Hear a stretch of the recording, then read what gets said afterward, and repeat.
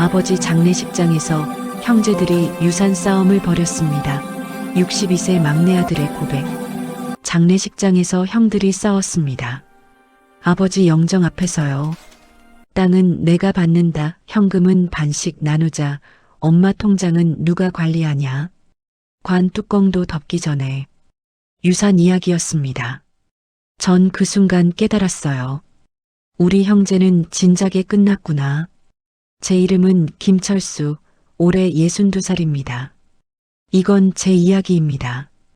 평온했던 시절, 우린 삼형제였습니다. 큰형 철호, 둘째형 철민, 그리고 막내인 저. 아버지는 평생 농사를 지으셨어요. 경상도 시골 마을에서 스물맞이기 땅을 일구며 우릴 키우셨죠. 어머니는 10년 전에 먼저 가셨습니다. 당뇨 합병증이었어요. 아버지는 그 후로 혼자 사셨어요. 85살까지 정정하셨죠. 우리 형제는 그럭저럭 사이가 괜찮았습니다. 큰형은 서울서 사업을 했어요. 건설 자재 회사였는데 꽤 잘 됐죠.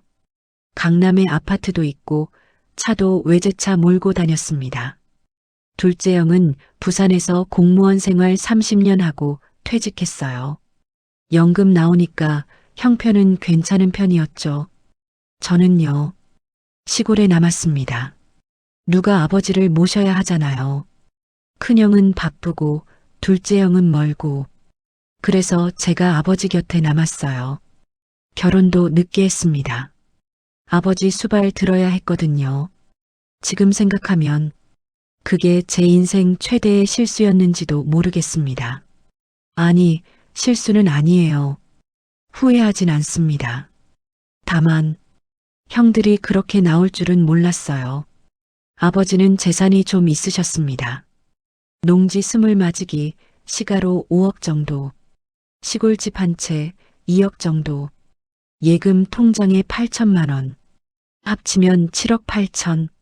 적은 돈은 아니죠. 평생 모으신 겁니다. 아버지는 늘 말씀하셨어요. 내가 죽으면 너희 셋이서 공평하게 나눠라. 싸우지 말고. 우린 고개를 끄덕였죠. 아버지, 걱정 마세요. 우린 형제잖아요. 하지만 사람은 죽음 앞에서 변합니다. 아니, 정확히는 돈 앞에서 변하는 거죠. 아버지의 마지막. 작년 11월이었습니다. 아버지가 쓰러지셨어요. 아침에 화장실 가시다가 그대로 주저앉으셨죠. 뇌졸중이었습니다. 119 불러서 병원 실려갔는데 의사 선생님이 고개를 저었어요. 보호자분, 각오하셔야 할 것 같습니다. 형들한테 연락했습니다. 큰형은 3시간 후에 도착했어요. 서울서 내려오는데 시간이 걸렸죠. 둘째 형은 다음날 아침에 왔습니다. 부산에서 KTX 타고. 아버지는 사흘을 버티셨습니다. 의식은 없었어요. 인공호흡기 달고 누워 계셨죠. 그 사흘 동안 형들이 이상했습니다. 큰형이 먼저 꺼냈어요. 철수야, 아버지 통장 어디 있어? 형, 지금 그게 중요해요?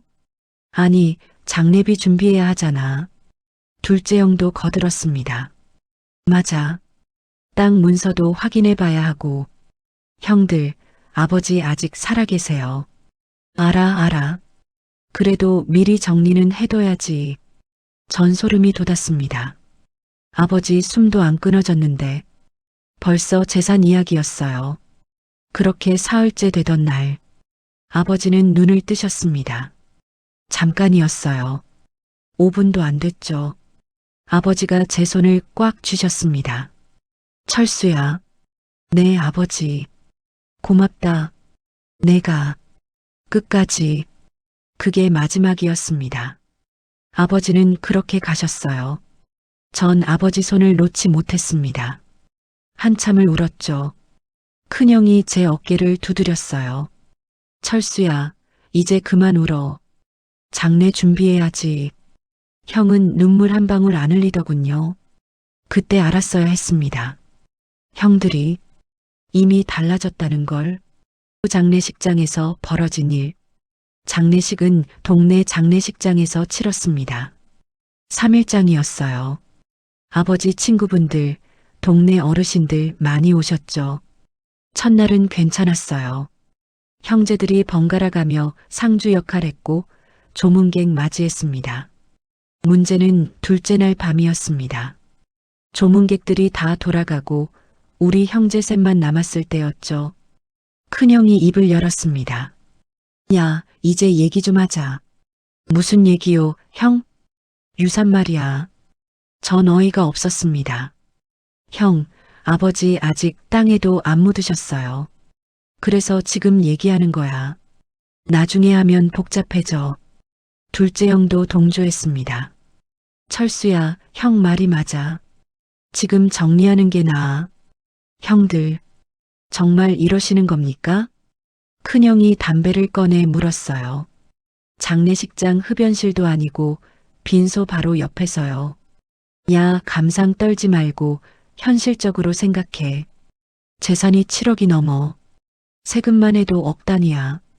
빨리 정리 안 하면 나라가 다 가져가. 그래도 이건 아니잖아요. 뭐가 아니야? 아버지도 우리가 나눠 가지길 원하셨어. 둘째 형이 메모지를 꺼냈습니다. 내가 대충 계산해 봤어. 땅 5억, 집 2억, 현금 8천. 3으로 나누면 1인당 2억 6천 정도야. 형, 지금 진심이에요? 큰형이 짜증을 냈습니다. 야, 김철수, 넌 40년 동안 뭐 했어? 아버지 곁에서 땅이나 만지작거렸지. 우린 서울, 부산에서 피 빠지게 일했어. 그런데 똑같이 나눠? 그게 공평해? 전 할 말을 잃었습니다. 형, 전 40년 동안 아버지 모셨어요. 아버지 밥 해드리고 병원 모시고 빨래하고. 형들은 명절에나 한 번 오셨잖아요. 큰형이 비웃었습니다. 모셨다고? 넌 그냥 집에 얹혀 산 거지. 공짜로 밥 먹고 잠잤잖아. 둘째 형이 거들었어요. 철수야, 솔직히 말해봐. 너 아버지 돈 몰래 쓴 거 있지? 40년 동안 용돈이며 뭐며 얼마나 받아갔어? 형, 전 용돈 같은 거 안 받았어요. 거짓말. 안 받고 어떻게 살았어? 넌 변변한 직업도 없잖아. 전 주먹을 쥐었습니다. 참으려고 했어요. 여기서 싸우면 아버지가 슬퍼하실 거니까. 하지만 큰형은 멈추지 않았습니다. 야, 그리고 땅 말이야. 그거 내가 가져가야 할 것 같아. 왜요? 내가 돈 있잖아. 세금 내려면 현금이 필요해. 너희는 돈 없으니까 땅 받아봤자 세금 못 내. 내가 땅 받고 너희한테 현금으로 정리해 줄게. 형, 그럼 우린 뭘 받는데요? 현금으로 1억씩 줄게. 나머지는 내가 땅이랑 집으로. 그게 말이 돼요? 땅이 5억인데. 야, 세금 내고 나면 별로 안 남아. 그리고 내가 관리비도 들어가고 매매하는 것도 일이야. 수고비 생각하면 1억도 많이 주는 거야. 둘째 형도 한마디 했습니다. 나는 집을 받고 싶은데. 형, 집은 나도 필요해요. 전 여기서 평생 살았잖아요. 큰형이 손을 저었습니다. 야, 넌 받을 자격 없어. 넌 아버지 돈으로 평생 먹고 살았잖아. 그걸로 됐어. 전 더 이상 참을 수 없었습니다. 형들이 이래도 돼요? 아버지 시신이 저기 계시는데. 큰형이 소리를 질렀습니다. 아, 네가 뭔데 큰 소리야? 넌 막내야, 막내. 형들 말 들어. 그때였습니다. 빈소문이 열렸어요. 동네 이장님이 들어오셨습니다. 우리 형제 싸우는 소리를 들으신 거죠. 이장님 얼굴이 굳어 있었습니다. 여기서 뭐 하는 겁니까? 우린 입을 다물었습니다. 이장님이 영정 앞에 절을 올리셨어요. 그리고 돌아서서 말씀하셨습니다. 김서방, 자식 복은 없었구만. 그리고 나가셨습니다. 우린 아무 말도 못했어요. 그날 밤 전 빈소에서 한숨도 못 잤습니다. 아버지 영정을 보며 눈물만 흘렸죠. 아버지, 죄송해요. 제가 형들을 잘못 키웠나 봐요. 49제까지의 전쟁. 장례를 치르고 나서도 끝이 아니었습니다. 49제까지 2달. 그 기간이 지옥이었어요. 큰형은 변호사를 대동했습니다. 며칠 후 등기소에서 연락이 왔어요. 김철수 씨 댁 농지에 가압류가 걸렸습니다. 네, 무슨 소리예요? 알고 보니 큰형이 먼저 손을 쓴 겁니다. 유산분할 소송을 걸고 농지에 가압류를 신청한 거죠. 전 부랴부랴 법무사를 찾아갔습니다. 선생님, 어떻게 된 겁니까? 형님이 소송을 제기하셨네요. 유산분할 협의가 안 되면 법원에서 결정합니다. 그럼 전 어떻게 해요? 당신도 응소해야죠. 변호사 선임하세요. 변호사 선임 비용만 500만 원. 전 그 돈도 없었어요. 평생 모은 돈이 1200만 원밖에 안 됐거든요. 마누라한테 말했죠. 여보, 우리 적금 좀 깨야겠어. 마누라가 울었습니다. 당신 형들이 왜 이래요?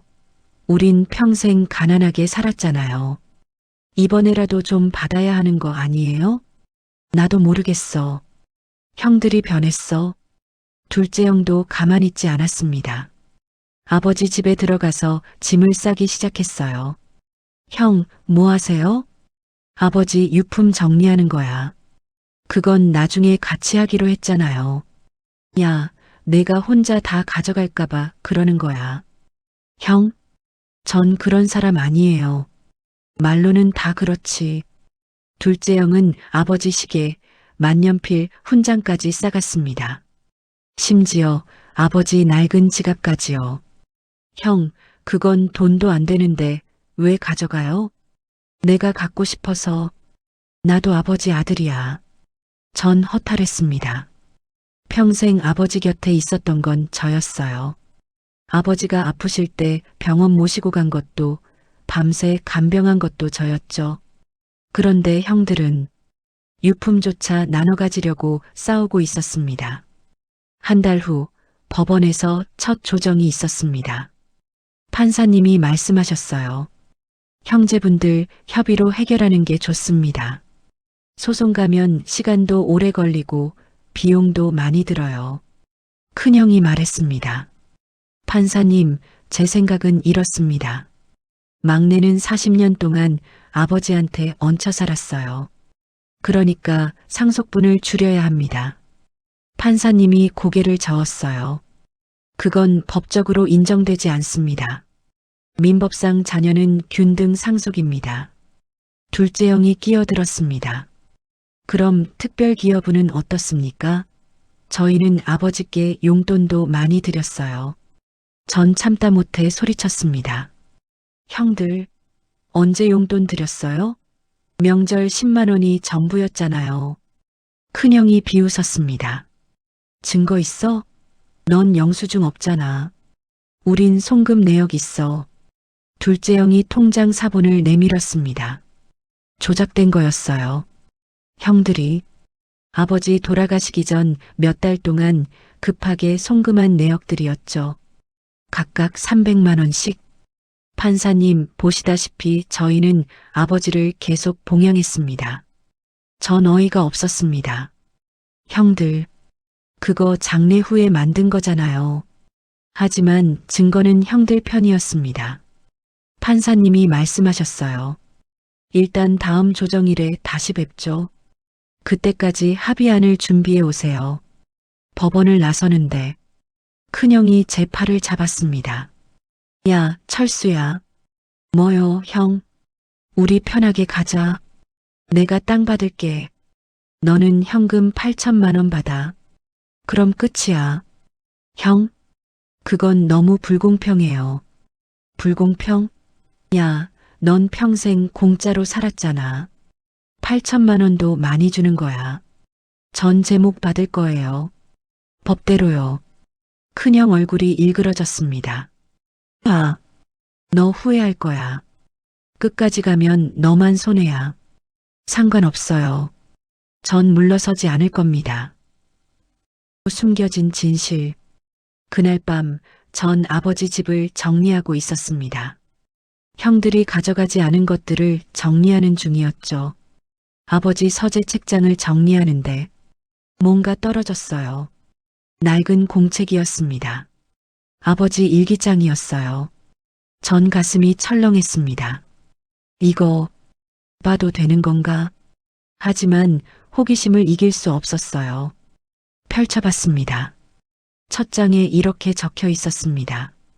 2018년 3월 5일. 오늘 큰아들 철호가 돈을 빌려갔다. 3천만 원. 사업 자금이라고 했다. 갚겠다고 했지만 돌려받을 수 있을지 모르겠다. 전 손이 떨렸습니다. 다음 장을 넘겼어요. 2019년 7월 12일. 둘째 철민이가 또 돈을 요구했다. 딸 대학 등록금이라며 500만 원을 가져갔다. 이번 달 생활비가 부족한데 철수한테 미안하다. 2020년 11월 8일. 철호가 또 왔다. 이번엔 5천만 원. 아파트 갭 투자한다고. 나한테 있는 돈이 그렇게 많지 않은데 큰아들이라 거절할 수 없었다. 전 숨이 막혔습니다. 계속 읽었어요. 2021년 4월 20일. 오늘 철수가 병원에 데려다 줬다. 허리가 아팠는데 꼬박 3시간을 기다려줬다. 집에 와서 저녁까지 해줬다. 철수는 참 착하다. 2022년 9월 3일. 철호한테 전화했다. 빌려준 돈 좀 돌려달라고. 병원비가 필요하다고 했더니 지금은 어렵다고 한다. 언제쯤 갚을 수 있냐고 물었더니 화를 냈다. 나를 믿지 못하냐고. 2023년 1월 17일. 철민이도 마찬가지다. 500만 원 갚으라고 했더니 연락이 끊겼다. 명절에도 안 온다. 서운하다. 전 공책을 꽉 쥐었습니다. 형들이 아버지한테 돈을 빌려갔던 겁니다. 총 얼마나 될까요? 마지막 페이지를 펼쳤습니다. 2024년 8월 10일. 정리해봤다. 철호 8천만 원 갚지 않음. 철민 1,200만 원 갚지 않음. 합계 9,200만 원. 이 돈 돌려받을 수 있을까? 아마 못 받을 것이다. 그래도 괜찮다. 내 자식들이니까. 하지만 한 가지 걱정되는 게 있다. 내가 죽으면 철수가 손해보지 않을까? 철수는 40년 동안 나를 모셨다. 자기 인생을 희생했다. 그런데 형들은 돈만 가져갔다. 유산 나눌 때 공평하게 나눠질까? 아마 아닐 것이다. 형들은 자기 몫을 더 챙기려 할 것이다. 철수야, 미안하다. 아버지가 너무 약했다. 형들한테 돈 빌려준 것도 제대로 갚으라고 하지 못한 것도 다 아버지 잘못이다. 이 일기장을 남긴다. 언젠가 내가 읽게 되길 바란다. 그리고 알았으면 좋겠다. 아버지는 내가 제일 자랑스러웠다는 것을, 내가 제일 효자였다는 것을. 고맙다, 철수야. 전 그 자리에 주저앉았습니다. 울음이 터져 나왔어요. 아버지, 아버지. 9,200만 원. 형들이 아버지한테 빌려가서 갚지 않은 돈. 그 돈이면 아버지가 얼마나 편하게 사셨을까요? 전 일기장을 가슴에 안았습니다. 형들, 두고 보세요. 반격. 다음 조정일에 전 준비를 했습니다. 아버지 일기장을 복사해서 가져갔어요. 은행에 가서 아버지 계좌 이체 내역도 모두 뽑았습니다. 큰형한테 8천만 원 송금됐네요. 둘째 형한테 1,200만 원 송금됐네요. 모두 명확했습니다. 법정에 들어갔습니다. 형들은 여전히 당당했어요. 큰형이 말했습니다. 판사님, 오늘은 최종 합의안을 가져왔습니다. 막내가 동의하면 오늘 끝낼 수 있습니다. 판사님이 고개를 끄덕였어요. 그럼 합의안을 제출하세요. 큰형이 서류를 내밀었습니다. 농지와 집은 제가 가져갑니다. 둘째한테는 현금 1억, 막내한테는 5천만 원을 주겠습니다. 5천만 원? 전소리쳤어요. 형, 저번엔 8천만 원이라고 하지 않았어요? 생각해보니까 너무 많더라. 5천이면 충분해. 판사님이 인상을 찌푸렸습니다. 원고 측, 이건 너무 불공평한 것 같은데요. 판사님, 막내는 아버지한테 얹혀 살았습니다. 40년 동안 무임승차했어요. 전 일어섰습니다. 판사님, 제가 증거를 제출하겠습니다. 큰형이 비웃었어요. 증거? 너한텐 아무것도 없잖아. 전 가방에서 서류 뭉치를 꺼냈습니다. 첫 번째, 아버지 일기장입니다. 법정이 조용해졌어요. 이 일기장에는 형들이 아버지한테 돈을 빌려간 내역이 모두 적혀 있습니다. 큰형 얼굴이 하얘졌습니다. 그게 뭐? 큰형, 8천만 원. 둘째 형, 1,200만 원. 총 9,200만 원입니다. 전 은행 이체 내역도 함께 제출했어요. 판사님, 이게 증거입니다. 아버지 통장에서 형들한테 송금된 내역입니다. 판사님이 서류를 살펴보셨어요. 둘째 형이 변명했습니다. 그건 빌린 거잖아. 갚을 거였어. 형, 그럼 갚은 증거 있어요? 아버지 일기에는 단 한 푼도 갚지 않았다고 적혀 있는데요. 큰형이 발끈했습니다. 그건 개인적인 돈거래야. 유산이랑 상관없어. 전 침착하게 말했습니다. 판사님, 민법 제1008조를 확인해 주세요. 상속인이 피상속인으로부터 재산을 증여받거나 대여받은 경우 이는 특별수익으로 간주되어 상속 시 정산해야 합니다. 판사님이 고개를 끄덕였어요. 맞습니다. 이 경우 특별수익으로 인정됩니다. 큰형이 소리쳐 계속 1월 18일 씁니다. 이건 말도 안 돼. 그건 30년 전 일이야. 형, 마지막 송금은 2023년입니다. 2년도 안 됐어요. 전 두 번째 서류를 꺼냈습니다. 그리고 이건 제가 아버지 수발 들면서 지출한 비용 내역입니다. 병원비, 약값, 식비, 생활비. 40년 동안 제가 부담한 금액입니다. 영수증이 남아있는 것만 계산해도 6,800만 원입니다. 판사님이 놀라셨어요. 피고 측, 이 증거들을 40년 동안 보관하셨습니까? 네, 판사님. 아버지가 돌아가시면 형들이 시비 걸 것 같아서 만일을 대비했습니다. 사실은 거짓말이었어요. 영수증은 최근 10년 것밖에 없었습니다. 하지만 법무사님이 조언해 주셨죠. 대략적인 금액이라도 주장하세요. 입증 책임은 상대방에게도 있습니다. 큰형이 벌떡 일어났습니다. 너 지금 거짓말하는 거지? 형이야말로 거짓말했잖아요. 아버지한테 용돈 많이 드렸다면서요? 명절 10만 원이 전부였으면서. 둘째 형이 끼어들었습니다. 우리도 아버지 생활비 됐어. 증거 있어요? 송금 내역 보여주세요. 형들은 입을 다물었습니다. 증거가 없었으니까요. 판사님이 말씀하셨어요. 양측, 이건 조정으로 끝낼 수 있는 사안이 아닌 것 같습니다. 정식 재판으로 넘어가겠습니다. 큰형이 소리쳤습니다. 판사님, 이건 말도 안 됩니다. 원고 측, 조용히 하세요. 다음 재판 날짜는 2개월 후입니다. 법정이 끝났습니다. 나가는 길에 큰형이 제 앞을 가로막았어요. 야, 김철수. 너 지금 뭐 하는 거야? 형들이 먼저 시작했잖아요. 우린 형제야. 형제끼리 이러는 거 아니야. 형들이 먼저 형제를 저버렸잖아요. 아버지 장례식장에서.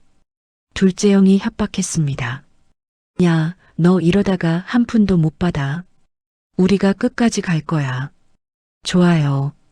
끝까지 가죠. 전 잃을 게 없어요. 형들은? 큰형 얼굴이 일그러졌습니다. 너 후회할 거야. 후회는 형들이 할 겁니다. 재판과 진실. 2개월 후 본격적인 재판이 시작됐습니다. 형들은 변호사 2명을 대동했어요. 전 법무사님 한 분과 함께였죠. 재판장에 들어갔습니다. 증인으로 동네 이장님, 아버지 친구분들이 나왔어요. 이장님이 증언하셨습니다. 김철수 씨는 40년 동안 아버지를 극진히 모셨습니다. 밤낮 없이 간병했고 마을 사람들도 다 알아요. 반면에 큰아들, 둘째 아들은 명절에나 한 번 왔습니다. 아버지 친구분도 증언하셨어요.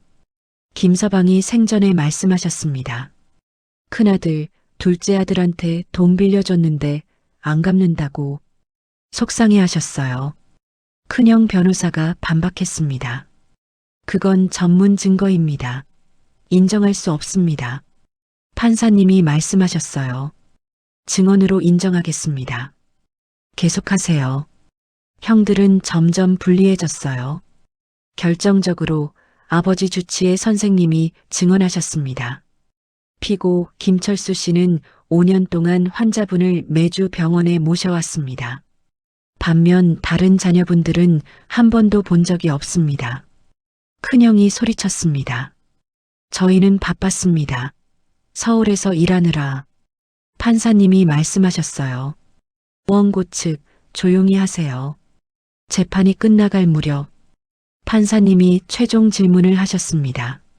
피고 김철수 씨 마지막으로 하실 말씀 있습니까? 전 일어났습니다. 판사님, 전 돈이 아깝지 않습니다. 네. 형들이 돈을 더 가져가도 괜찮아요. 진짜 속상한 건 형제가 무너진 겁니다. 법정이 조용해졌어요. 전 어렸을 때 형들이 좋았어요. 큰형은 제 숙제도 봐주고 둘째 형은 같이 놀아줬거든요. 우린 가난했지만 행복했어요. 큰형이 고개를 숙였습니다. 근데 언제부터였을까요?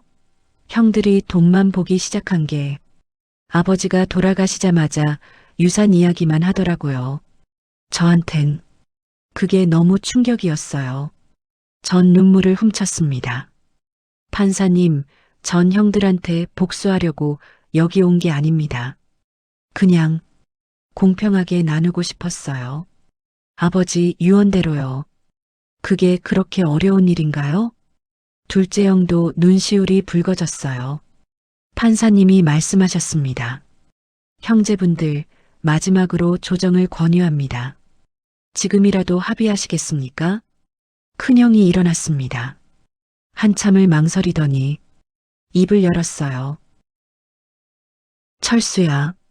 네, 형. 미안하다. 전 놀랐습니다. 큰형이 계속 말했어요. 형이 잘못했다. 돈에 눈이 멀었어. 아버지 장례식장에서부터 형이 미쳤던 거야. 형, 넌 40년 동안 희생했어. 내 인생을 포기하고 아버지 모셨잖아. 근데 형은 명절에 한 번 오는 게 전부였어. 그러면서 똑같이 나누려고 했으니 형이 개자식이지. 큰형이 눈물을 흘렸습니다. 둘째 형도 일어났어요. 철수야, 나도 미안해. 형이 너무한 거 알아. 전 아무 말도 할 수 없었습니다. 판사님이 말씀하셨어요. 그럼 합의하시겠습니까? 큰형이 고개를 끄덕였습니다. 판사님, 제가 제안하겠습니다. 철수한테 농지 15마지기를 줍니다. 집도 철수가 가져가세요. 저희는 나머지를 나눠 갖겠습니다. 형? 그럼 형은 손해잖아요. 손해가 아니야. 당연한 거지. 그리고 큰형이 서류를 꺼냈어요. 이건 아버지한테 빌렸던 8천만 원입니다. 이자 포함해서 1억 갚을게. 다음 주까지 입금하겠습니다. 둘째 형도 말했습니다. 나도 1,200만 원 갚을게. 1,500만 원 입금하마. 전 울음이 터졌습니다. 형들, 우린 그렇게 법정에서 화해했습니다. 8부 그 후 재판이 끝나고 6개월이 지났습니다. 전 아버지 집에서 살고 있어요. 농지 15맞이기도 제 명의가 됐죠. 큰형, 둘째 형이 약속대로 돈을 갚았습니다. 그 돈으로 집을 수리했어요. 아버지가 좋아하실 만하게요. 형들과는 천천히 관계를 회복하고 있습니다. 한 달에 한 번씩 만나요. 아버지 산소에 같이 가죠. 지난주에 큰형이 말했어요. 철수야, 형이 너무 못됐지? 이제 됐어요, 형. 다 지난 일이에요. 아니야. 형은 평생 후회할 거야. 내가 제일 효자였는데. 둘째 형도 사과했습니다. 철수야, 나도 미안해. 돈에 미쳤었어. 형, 괜찮아요. 우린 여전히 형제잖아요. 우린 그렇게 조금씩 회복하고 있습니다. 완전히 예전으로 돌아갈 순 없겠죠. 상처가 너무 깊었으니까요. 하지만 노력하고 있습니다. 아버지를 위해서라도요. 어제 아버지 산소에 갔을 때였어요. 전 혼자 아버지한테 말씀드렸습니다. 아버지, 형들이랑 화해했어요. 이제 안 싸워요. 바람이 불었습니다. 마치 아버지가 대답하시는 것 같았어요. 잘했다, 철수야. 전 무덤 앞에서 절을 올렸습니다. 아버지, 보고 싶어요. 에필로그. 유산 상속? 그건 단순히 돈 문제가 아니었습니다. 그건 가족의 진짜 모습을 보여주는 거울이었어요. 누가 진짜 효자였는지, 누가 부모를 사랑했는지, 누가 돈을 사랑했는지 다 드러났습니다. 저는 62살입니다. 이제 얼마 남지 않았죠. 제게도 자식이 둘 있습니다. 전 제 자식들한테 이렇게 말하려고 해요. 너희들 절대 유산 때문에 싸우지 마라. 돈보다 중요한 건 형제야. 부모가 물려주는 건 돈이 아니라 사랑이야. 그걸 기억했으면 좋겠습니다. 여러분도요. 부모님이 살아계실 때 잘하세요. 돌아가시고 나서 후회해도 늦습니다. 유산은 생각보다 중요하지 않아요. 진짜 중요한 건 함께한 시간이고 사랑이고 추억입니다. 그걸 깨닫는데 전 62년이 걸렸네요. 여러분은 저보다 빨리 깨달았으면 좋겠습니다. 감사합니다. 이 이야기는 실제 사연을 바탕으로 재구성했습니다.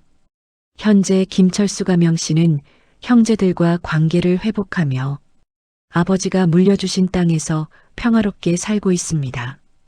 유산 때문에 가족이 무너지는 일이 없기를 바랍니다.